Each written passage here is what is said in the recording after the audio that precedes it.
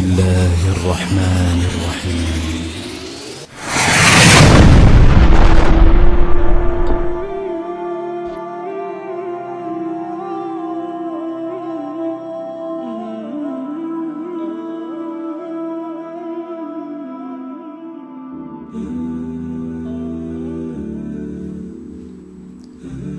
عجبا للعباد كيف أرادوا بك بدلا وعجبا للقلوب كيف استأنست بسواك. Quelle est étonnante l'affaire de ces serviteurs qui ont pris en dehors de toi une compensation, susceptible de les distraire par rapport à toi. Et quelle est étonnante l'affaire de ces cœurs qui se sont familiarisés par un autre que toi. Ya Rabbana. Na'tarifu bi dhunubina. Nous reconnaissons, nous avouons nos péchés. Na'tarifu bi uyubina. Nous attestons de nos défauts. Na'tarifu bi taqsirina. Nous attestons de nos manques. Na'tarifu bi akhta'ina. Nous attestons, reconnaissons nos erreurs. Fasturil lahuma awratina. Couvre-nous. Couvre notre nudité, nos péchés. Waqbal ala ma fina, et accepte-nous comme nous sommes. Wastafina, et choisis-nous. Wajtabina, fais que l'on soit tes serviteurs que tu auras élus. Wa anfiq ma tabaqqa min ajalina fi khidmati dinik, fi raf'i rayatik, raf'i kalimatik, et dépense le reste de notre existence dans l'action de servir ta religion, d'élever ta cause et ta parole. Birahmatik, par ta miséricorde. Birahmatik. Aujourd'hui, nous allons parler donc du 6e cours, l'avant-dernier cours de croyance. Un cours de croyance est un cours censé nous donner un cadre afin que l'on puisse avancer et se rapprocher d'un objectif. Un cours de croyance est fondamental parce que c'est censé donner un cadre. Et aujourd'hui, dans le prolongement du cours précédent, où on a parlé de l'importance de la politique, on va parler aujourd'hui d'une ville, Baytul Maqdis, Jérusalem, et de l'importance que doit avoir cette ville dans notre cœur, car elle participe de la définition, en réalité, de notre croyance.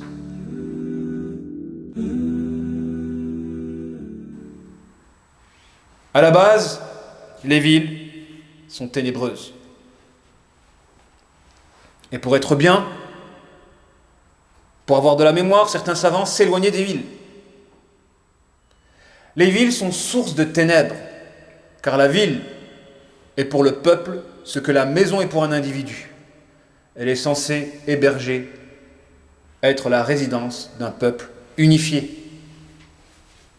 Les diables sont attirés par la division. Les diables sont attirés par l'anarchie, par le gaspillage énergétique, lumineux. Ils sont attirés par les gens qui ont de la lumière. Et c'est pourquoi malheureusement, les commerces halal sont plus démoniaques que des commerces qui ne sont même pas halal. Allez comprendre. On se sent moins à l'aise dans un commerce où il n'est vendu que des produits halal que dans un commerce comme Carrefour par exemple. On sent la vilainie humaine dans ce type de commerce. Des gens qui ne respectent pas la queue, des gens qui vous devancent, des gens qui vous bousculent, au point où on préférerait faire nos courses dans des commerces qui ne sont même pas halal pour s'éloigner de la négativité de ces gens-là. Les diables ont besoin de lumière. Mais ils n'ont pas besoin de la lumière pour se développer, ils ont besoin de la lumière pour la gaspiller. Donc ils sont plus intéressés par des croyants.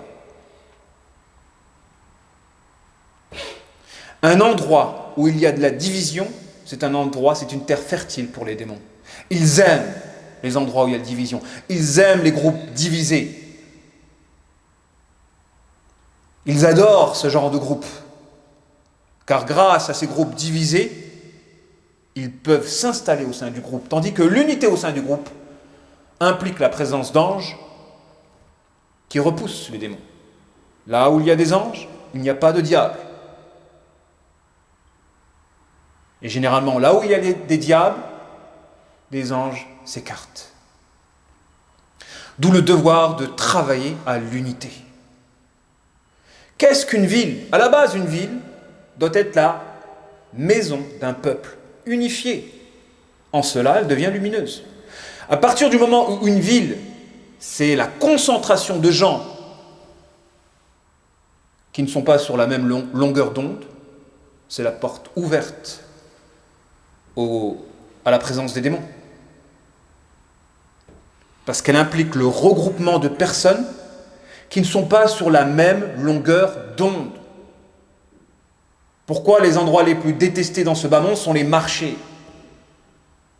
Car le marché symbolise une concentration de personnes qui ne sont pas sur la même longueur d'onde. Toute réunion qui s'opère au détriment d'Allah subhanahu wa ta'ala, qui se réalise au détriment d'Allah subhanahu wa ta'ala, ce sont des réunions où le diable s'invite. Et donc si nous on tient à préserver les nôtres des tentations néfastes, de la négativité d'un endroit, on devrait en réalité fuir les villes. Si les villes sont une concentration de personnes, surtout les villes actuelles, qui ne sont pas sur la même longueur d'onde. Et en cela, notre prophète alayhi salatu wa salam a dit dans un hadith authentique: Yu'shiku an yakuna khayra mal al-muslim ghanamun yatba'u biha sha'af al-jibal wa mawaqi' al-qatr yafiru bidinihi min al-fitan. يؤشك أن يكون خير المال المسلم غنم يتبع بها شعف الجبال ومواقع القطر يفير بدينه من الفتن. Peu s'en faut que la richesse d'un croyant à la fin des temps sera un troupeau de brebis avec lequel il parcourra les cimes des montagnes et les endroits où la pluie elle tombe, en fuyant avec sa religion toutes les tentations néfastes des villes. يؤشك أن يكون خير المال المسلم غنم يتبع بها شعف الجبال ومواقع القطر يفير بدينه من الفتن.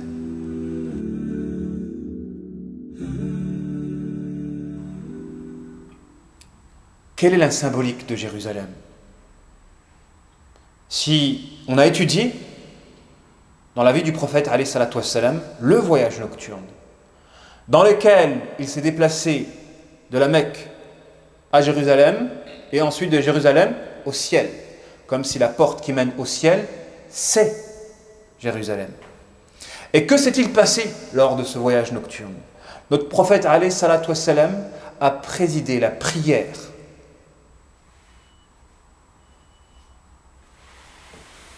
pour les prophètes. Et des prophètes qui avaient la charge de communauté. Et ce voyage nocturne est riche d'enseignements, car il indique que dorénavant, la terre sera donnée en héritage aux croyants musulmans.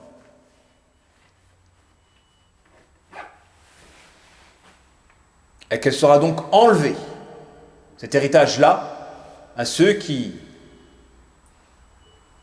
étaient détenteurs justement de la révélation.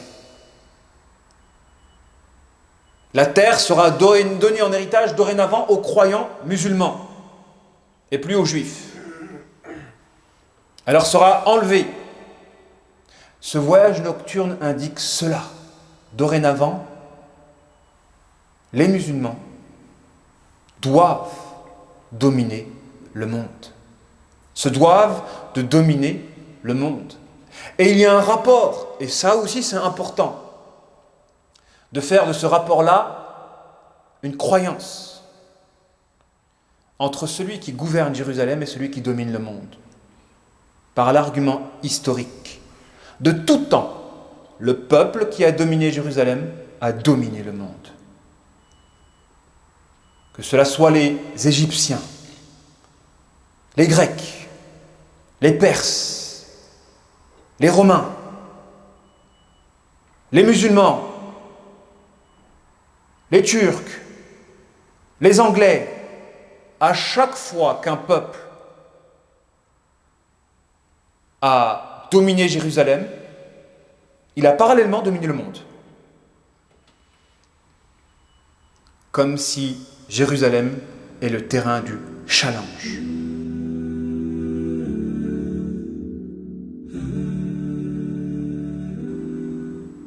Nous avons, nous, en tant que musulmans, 3 villes saintes. La Mecque, Médine et Jérusalem. Les premières villes sont liées à l'apparence de notre islamité. Tandis que Jérusalem est liée quant à elle à la profondeur de notre islamité. Ça veut dire quoi cela? Ça veut dire que tous les croyants musulmans qui n'ont pas Jérusalem dans leur cœur n'auront qu'un islam superficiel. Tous les musulmans qui n'auront pas Jérusalem dans leur cœur n'auront qu'un islam superficiel, pas un islam de profondeur. Parce que Jérusalem est le terrain de l'application de la foi. Si la foi consiste à élever la parole d'Allah subhanahu wa ta'ala, litakun kalimatullahi al-ulya, que la parole d'Allah soit la plus haute, huwa alladhi arsala rasulahu bil huda wa dinil haqq liyudhhirahu ala dini kulli. L'objectif de la révélation, c'est quoi? De faire triompher la religion de vérité. Il faut qu'elle soit en haut. Et pour dominer, la voie, c'est Jérusalem. Baytul Maqdis, c'est Jérusalem. Et on ne doit pas, malheureusement, devenir des touristes. Le musulman n'est pas un touriste. Il ne va pas visiter l'Andalousie en tant que touriste, quand il sait que l'Andalousie était une terre musulmane. En réalité, en tant que musulman, on devrait récupérer ces terres-là en conquérant, pas en touriste. Jérusalem est le terrain du challenge. Elle doit être dans notre cœur. On pourrait se dire, normalement non, Jérusalem doit être l'islam de forme et la Mecque et Médine l'islam de fond, puisque le fond est plus important que la forme. Mais si Jérusalem, c'est le terrain du challenge, alors historiquement parlant, on peut la perdre. On peut perdre à cause de nos manquements, de nos péchés, de nos divisions. On pourra la perdre.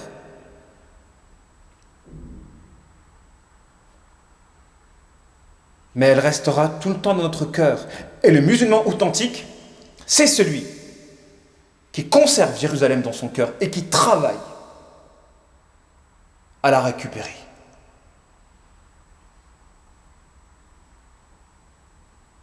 La croyance que l'on doit extraire de cet enseignement, c'est que si Jérusalem n'est plus dans notre cœur, alors nous avons une islamité superficielle. Il est important de définir son identité.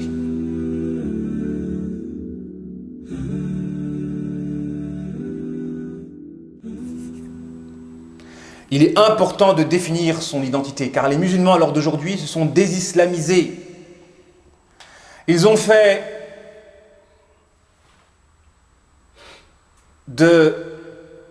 essayé de nationaliser la lutte et de confiner justement la question de Jérusalem à la cause palestinienne. Tout ça pour éloigner le musulman de son identité. Car c'est uniquement notre foi qui doit nous pousser à récupérer Jérusalem. Mais pas autre chose, pas un drapeau. Ils sont malins, ils sont stratèges.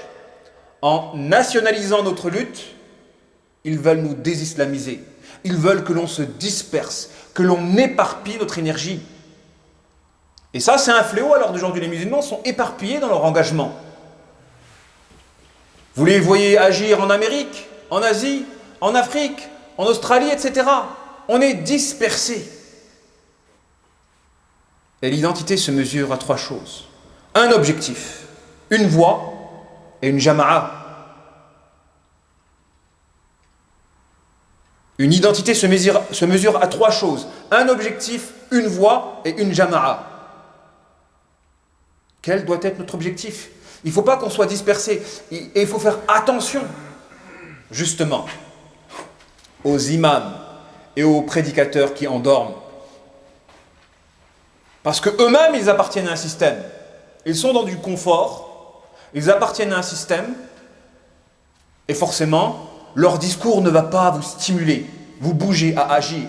Ils ne porteront pas en eux un challenge. Tandis que celui qui vous dit qu'en tant que croyant, tu dois planter dans ton cœur El-Aqsa et tu as le devoir de travailler à la reconquête de cette ville, comme le mentionnent nos textes, à la fin des temps, que tu dois travailler justement à cette tâche-là. Alors ta vie va être un combat, un challenge, à la différence de ces imams et de ces prédicateurs qui vous endorment, parce qu'eux-mêmes sont endormis par un système. Ils sont dans le système et leur discours ne vous invite pas à un challenge, à un combat. Et c'est pourquoi il y a une différence à opérer. Car il y a des hommes qui écrivent l'histoire et il y en a d'autres qui ne feront que derrière leur écran que contempler.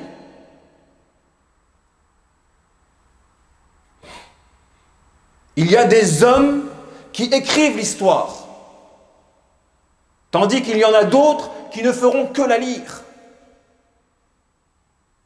Il y a des hommes qui vont sacrifier leur vie pour la victoire du din, tandis qu'il y aura d'autres, derrière leur écran et leur clavier, qui ne verront que les choses s'accomplir.